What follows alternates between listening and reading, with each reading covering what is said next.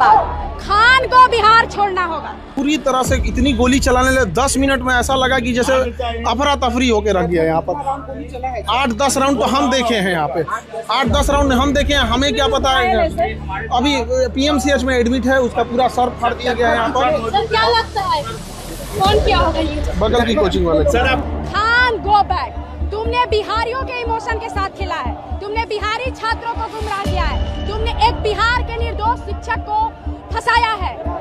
सम्राट पुलिस से ये कहना चाहेंगे कि जल्द से जल्द खान को गिरफ्तार किया जाए और रिमांड पर लिया जाए कि जो खान बोलता है कि 8 राउंड हमारे नैनों के सामने, आपके सामने फायरिंग हुआ है, क्योंकि उसको पता है ना वो फायरिंग करवाया है, इसलिए उसको इस बात की जानकारी है। उसके बाद बोलता है देश के मशहूर शिक्षकों में से खान सर इन दिनों चर्चा का विषय बने हुए हैं। जहां करोड़ों छात्र उन्हें पसंद करते हैं, उनकी क्लासेस देखते हैं और उनसे प्रेरणा लेते हैं, तो दूसरी तरफ हाल ही में पटना के कोचिंग सेंटर के बाहर हुई फायरिंग और हिंसा की घटना ने एक बार फिर से उन्हें विवादों के केंद्र में लाकर खड़ा कर दिया।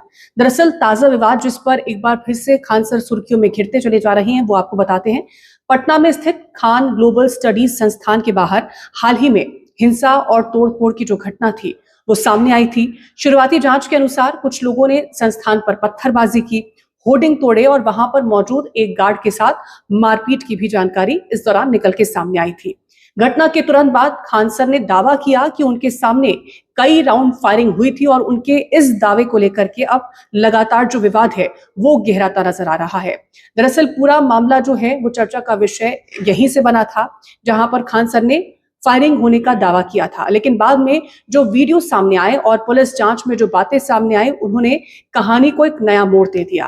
वीडियो सामने आने के बाद कई तरह के सवाल भी उठने लगे कि आखिरकार जो दावे खान सर कर रहे हैं उनमें कितनी सच्चाई है। जांच के दौरान ये बात सामने आई कि फायरिंग बाहरी हमलावरों की ओर से नहीं, बल्कि कथित तौर पर खान सर के जो सुरक्षा गार्ड की तरफ से ही की गई थी। अब जब से ये बातें निकल के सामने आई हैं, तब से विवाद गहराता नजर आया। इसके बाद पुलिस ने खान सर के 2 निजी गार्डों को गिरफ्तार कर लिया। यहीं से कई सवाल भी उठने शुरू हो गए, क्योंकि खान सर ने यह दावा किया था कि जो फायरिंग हुई है वो बाहरी किसी तत्व ने फायरिंग करी थी। अब पहला सवाल ये उठा कि अगर फायरिंग उनके गार्ड ने ही की थी तो शुरुआत में इसे बाहरी हमला और अंधाधुंध गोलीबारी क्यों बताया गया था। दूसरा सवाल इस पूरे मामले को लेकर के ये भी उठने लगा था कि जिस तरह से पुलिस और मीडिया मौके पर पहुंची, तब ये जानकारी क्यों नहीं दी गई थी कि सुरक्षा गार्ड की तरफ से भी गोली जो है वो चलाई गई थी। लेकिन जो दावा किया गया था वो सिर्फ इस बात को लेकर के किया गया था कि किसी बाहरी व्यक्ति ने गोली चलाई है, लेकिन जो गार्ड की तरफ से गोली चलाने की बात थी उसका कोई जिक्र नहीं हुआ।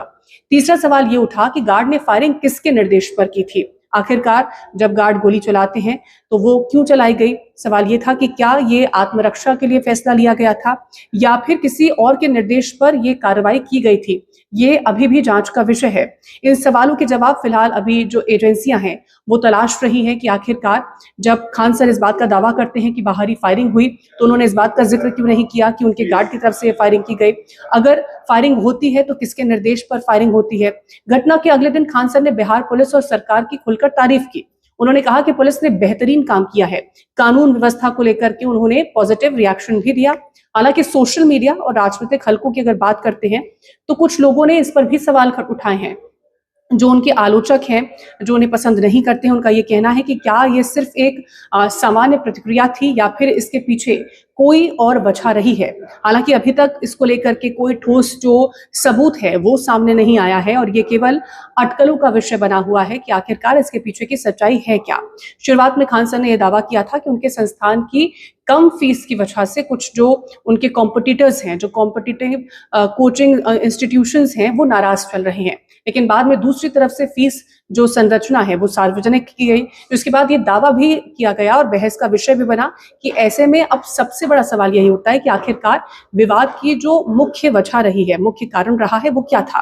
और ये पहली मर्तबा नहीं है जब खान सर किसी तरह के कोई विवाद में पहली बार फंसते नजर आए हैं। इससे पहले भी कई बार उनकी जो बातें हैं उसको लेकर के विवाद हुआ है।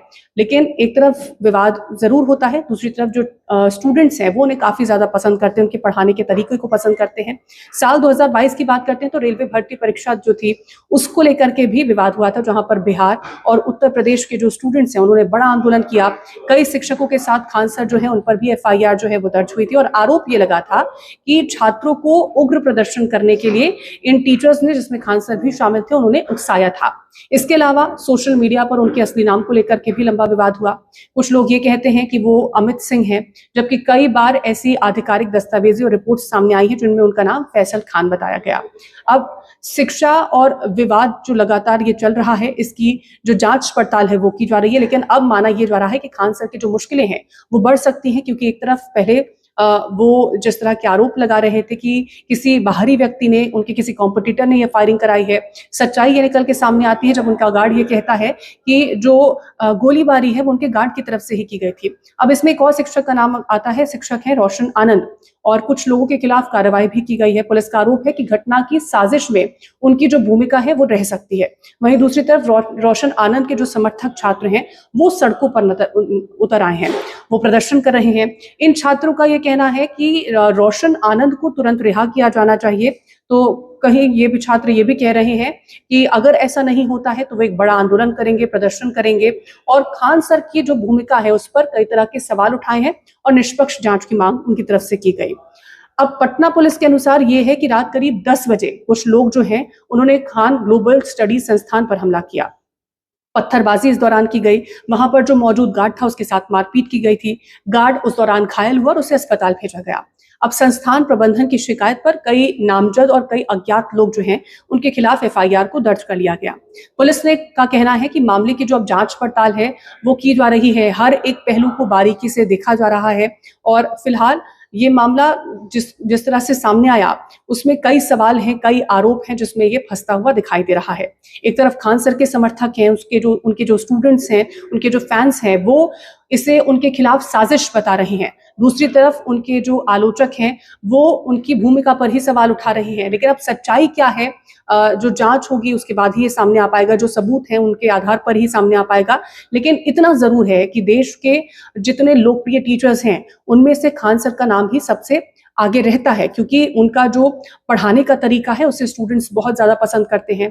चाहे अगर हम कोरोना काल की बात करते हैं तो कोरोना काल के दौरान भी जिस तरह से स्टूडेंट्स की जो पढ़ाई थी वो प्रभावित हो रही थी, उस दौरान भी उन्होंने अपनी जो ऑनलाइन क्लासेस हैं उनसे स्टूडेंट्स को जो एजुकेशन है वो बहुत ही कम दाम में प्रोवाइड करने की कोशिश करी थी। और ये कोई एक या दो बार की घटना नहीं है, ऐसे कई बार हमने मामले देखे हैं जहां पर खान सर की जो है वो इस विषय को लेकर के तारीफ होती रही है।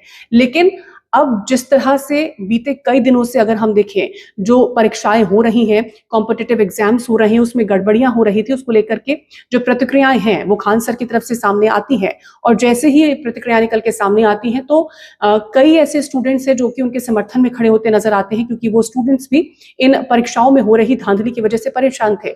लेकिन दूसरी तरफ कई ऐसे लोग भी हैं जो कि उनकी आलोचना कर रहे थे कि वो कहीं ना कहीं लाइमलाइट में आने की कोशिश कर रहे हैं, और इसी वजह से उनकी तरफ से अब ये जो पूरी एक घटना है इसमें वो खुद को पीड़ित बता रहे हैं। उनका ये कहना है कि उनके जो संस्थान है उसके बाहर फायरिंग की गई थी, लेकिन जिस तरह से गार्ड ने ये कहा है कि उनको खान सर ने ही निर्देश दिया था फायरिंग करने के लिए, इस बात का जिक्र खान सर की तरफ से कहीं भी नहीं किया गया था। और जो रिपोर्ट थी उसमें भी इस बात का जिक्र नहीं किया गया, लेकिन जो दावा खान सर ने किया मीडिया के सामने या फिर बाहर आकर के, उसमें उन्होंने इस बात का जरूर जिक्र किया था कि फायरिंग जो है वो उन पर की गई थी और कई राउंड फायरिंग हुई थी। अब देखना होगा कि ये जो पूरा मामला है उसमें जब जांच पड़ताल होती है तो खान सर के जो दावे हैं वो सही निकलते हैं, या फिर जिस तरह से गार्ड ने अब एक और सच्चाई सामने रखी उसके बाद खान सर की मुश्किलें बढ़ती हुई नजर आती हैं।